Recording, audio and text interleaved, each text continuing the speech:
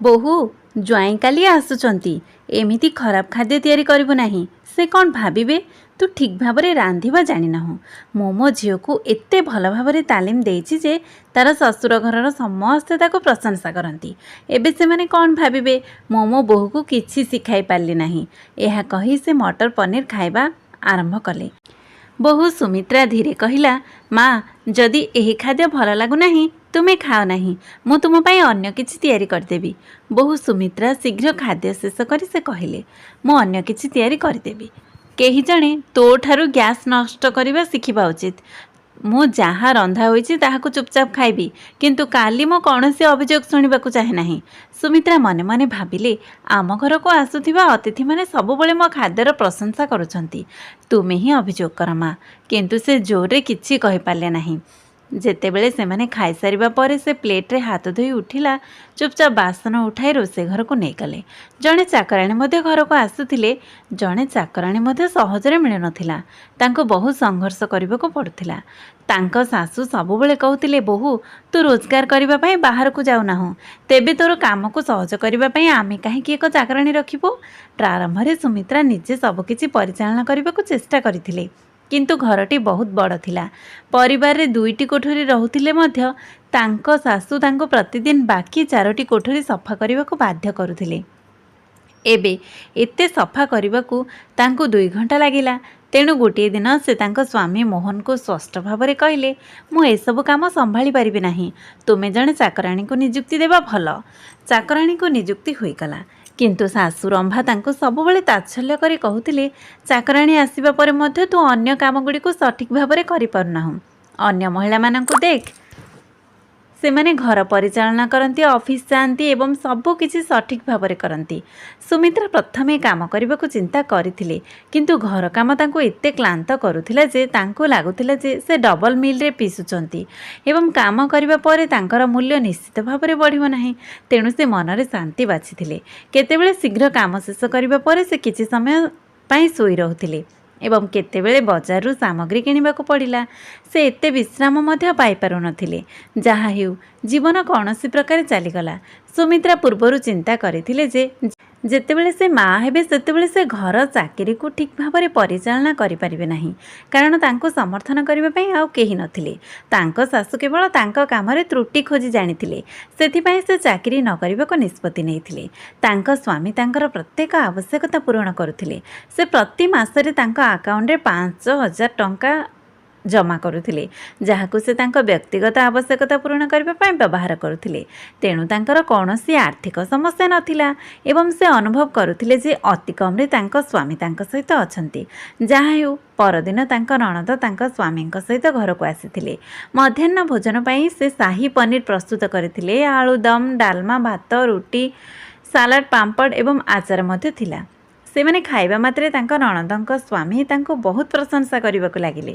କିନ୍ତୁ ତାଙ୍କ ଶାଶୁ କହିଲେ, ତୁ ବିଶେଷ କିଛି ରାନ୍ଧି ନାହୁଁ, ମୋ ଝିଅ ଏହାଠାରୁ ଭଲ ରାନ୍ଧେ। ଝିଅ ତ୍ରିଷା ଧୀରେ କହିଲେ, ମା, ଖାଦ୍ୟ ଏତେ ଭଲ, ତୁମେ ଏପରି କାହିଁକି କହୁଛ?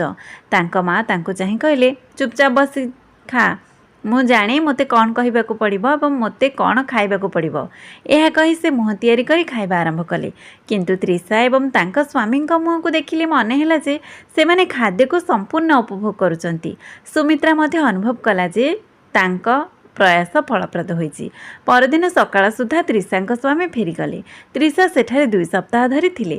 ତେଣୁ ସେ ବହୁତ ଖୁସି ଥିଲେ। ସୁମିତ୍ରାଙ୍କ ଶାଶୁ ସୁମିତ୍ରାଙ୍କୁ ପ୍ରତିଦିନ ବିଭିନ୍ନ ଅର୍ଡ଼ର କରୁଥିଲେ।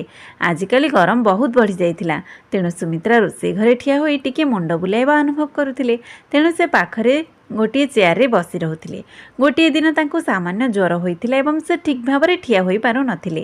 ସେ ତାଙ୍କ ଶାଶୁଙ୍କୁ କହିଥିଲେ, ମମି, ଆଜି ମୋର ଦେହ ଭଲ ଲାଗୁନାହିଁ।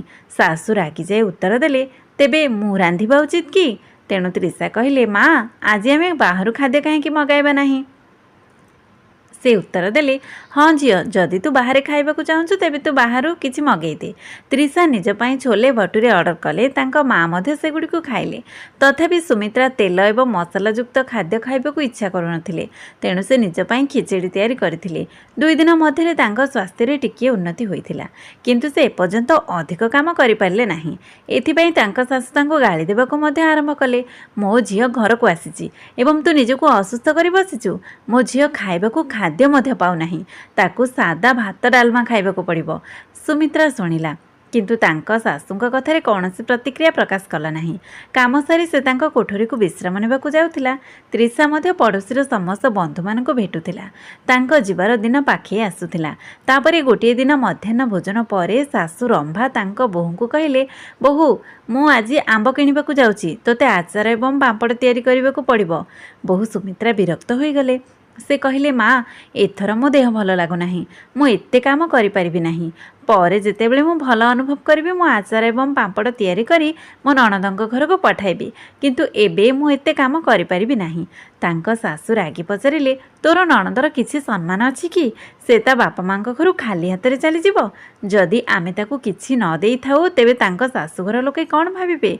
सुमित्रा दबी जाइथिबा स्वर रे कहले माँ दीदीଙ୍କ सम्मान केवल आचार एवं पांपड़ जोगु मो तांको बहुत भल पाए एवं सेमानंको स्वागत करने सर्वदा प्रस्तुत। जेते थर दीदी आसचंती मु आचार पांपड़ तैयारी करे किंतु एथर मोर देह भल लागुना मु ही गरम खरारे काम करि परिबि नाही। तुमर आंठु जंत्रणा हेउची तेणु तुमे सीढ़ी चढ़ी मध्य पारिब नाही। आउ मु चाहू नाही जे त्रिशा दीदी तांको बापा मांक घरे थिबा समय तांको खरारे काम करिबाकू पड़ू तेणु दयाकरी एथर मते क्षमा करि दियो। सासू रागी कहिले तू जाणी शुणी रोगर नाटक करुचु तेणु मो झील खाली हाथ रे जाउची। ठीक सेतिकी बेले त्रिशा कोठरी भीतर को आसिला। से सबू शुणी सारिथिला। से धीरे धीरे कहला माँ आचार एवं पांपड़ दरकार नहीं मु एमिति गले मध्य ठीक अछि। भाउज को एते कथा कह नाही। भाउजंको देह खराब अछि तांको एबे विश्राम नेबा दरकार। से खरारे आचार पांपड़ तैयारी करी मते देबे जदि से परे असुस्थ हुअंती तेबे तुमर काम आहुरी बढ़ी जिवो। तेणु एथर मु आचार पांपड़ चाहू नाही। मो ससुर घरे निजे आचार पांपड़ तैयारी करे। सर्वोपरि मो नणंद मध्य तांका बापा मांक घर को आसंती तेणु तांको सब किछि मु तैयारी करि दिए। तेणु जेतेबेले मो असुस्थ थाए मो सासुमा मते आचार पांपड़ तैयारी करबाकू दियंती नाही से निजे तैयारी करंती किंतु एठारे तुमर आंठु जंत्रणा हेउची तेणु मो मध्य तुमको हैरान करबाकू चाहू नाही। जदि मो सासु मो ससुर घरे मो विषय चिंता करि परिबे तेबे तुमे तुमर बहु विषय काहेकि भाबी परिबो नाही। सर्वोपरि तुमको तुम बहु सहित रहिबाकू पड़िबो। झील ताकू 2टी शब्द रे सत्य देखाई देइथिला। सासू रंभा रागी बकबक करी तांका कोठरी को चली गले। सुमित्रा तांका नणंदंको कुंढाई पकाई कहले दीदी मो समस्या बुझिबा पई धन्यवाद। त्रिशा धीरे कहले भाउज जेपरि तुमे एई घरर बहु सेपरि मो मध्य अन्य काहार बहु एवं मो जणे बहुर समस्या स्पष्ट भाव बुझी पारुची तेणु तुमर चिंता करिवार कौनसी आवश्यकता नाही। सुमित्रा तांका नणंदंको बुझावणा देखि बहुत खुशी हेले जे अति कम से तांका समस्या बुझी पारिचंती। तेणु बंधुगण जदि तुमको कहानीटी पसंद आसीची तेबे दयाकरी मंतव्य दियंतु एवं एपरी अधिक कहानी पाई चैनल को सब्सक्राइब करंतु। से पर्यंत धन्यवाद। नमस्कार। जय जगन्नाथ।